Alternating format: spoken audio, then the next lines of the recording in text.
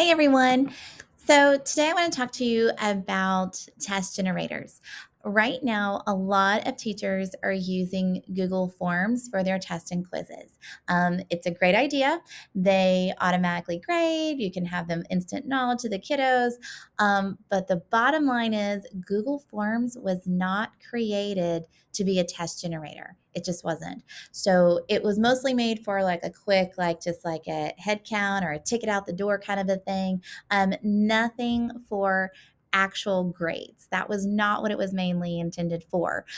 They are building upon Google Forms and making it stronger for that type of a format.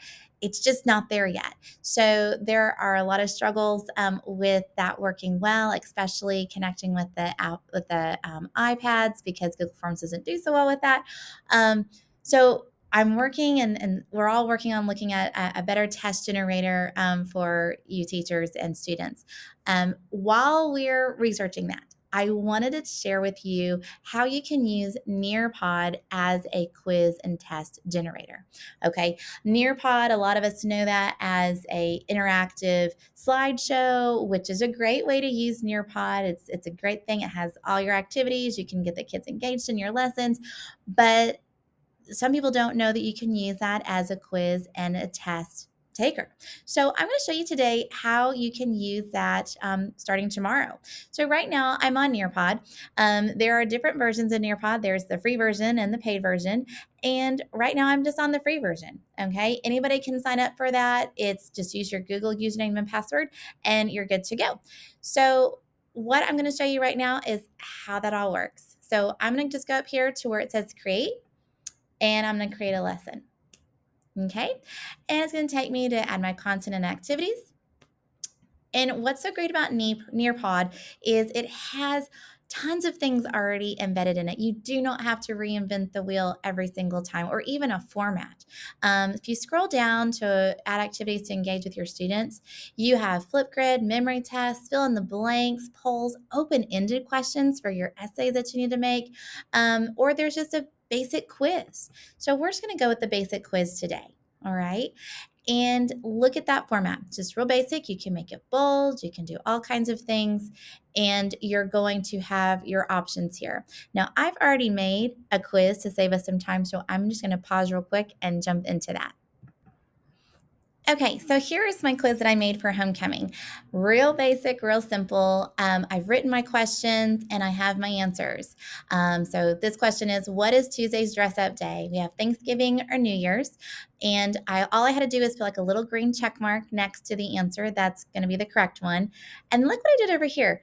I added like a little image clip to kind of give the students a hint. You don't have to do that, but if you're doing like a review quiz for a big midterm or finals, that may not be a bad thing. So let me show you how to do that. I'm going to scroll on down to question number 2.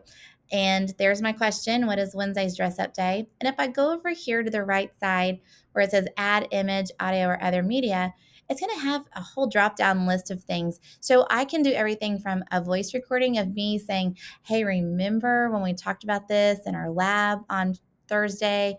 I could put a PDF viewer in there. I could even give a web link to more information for them to read and research on there. So don't have to do that, but it's there if you wanted to give them a little extra content. So all that to say, when I'm done writing all my questions, I just go over here to save. And it's going to save that to my lessons, which is so great. Now, another thing about Nearpod is it's ready to go to your Google Classroom. So if I'm going to like hover over this and click on, let's see here, it's not going to work right away. Is it because it's me online? Yay. It's kind of like when you're in your classroom and things don't work out just as quickly. There we go. So when I drag over here, I have 2 options. I can do the live participation or the student pace. Now, the live participation is great if you want to like review with your students. So say it's before a big end of the year test or a final or midterm, you could have everybody on their devices like Chromebooks or iPads, and you can do one question at a time and you can have the kids like answer them, and you can see as a teacher who's missing what and what you need to review and what the kids need to review before the big test. So that's a great one for in class.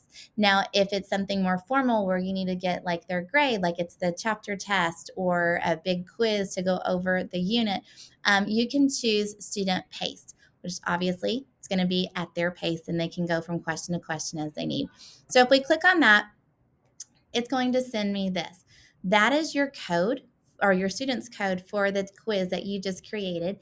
You can upload that code directly to Google Classroom, send it through a link, whatever works. When they log on to Nearpod, all they have to do is put in that code. So if they're on any device, including if they're at home and they have their phone, they can put that in and boom, they are on the quiz, taking it, and it's going to be instant. So once the kids are taking their quiz and it's all done, you can, as a teacher, then go to your dashboard, and under my lessons, there's a thing called reports. You click on reports, and it's going to show all the reports coming in for that. So homecoming, someone's already finished. Let's check it out. I wonder who it could be. Oh, look, Katie, she finished. Congratulations. She made a 100. That girl must have studied. And it shows what answers, how many she's gotten right, what was wrong, what she didn't answer, all those things. I actually even put a poll in there. I could switch over the poll and find out her answer for that. So great. And I have that ready to go and get that information. And she too, as soon as she's done with her quiz, will see that information. And so she'll know what she answered correctly, what she didn't answer correctly, and what she needs to go and study for more. So it's instant, which is great. The only downside to Nearpod with grading is, yes, it's in the reports, but no, it does not automatically link into your gradebook.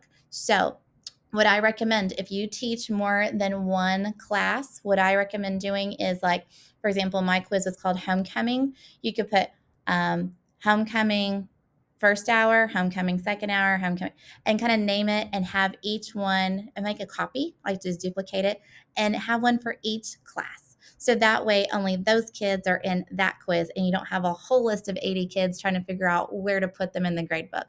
You just pull up the first hour information, put them in the grade book, and so on. You can print off the data on the reports, and so you can look and compare how first hour did with fifth hour and say, hey, I wonder why first hour did so great over on this question, but fifth hour kind of missed that. What do we need to kind of go over and help to make sure that they're all aligned on the same level there? So there's a lot of information you can get there on the free version of Nearpod. So take advantage of that. Look and see if that can kind of help alleviate some of the stressors with Google Forms as your assessment, and try out Nearpod. If you have any questions, just let me know.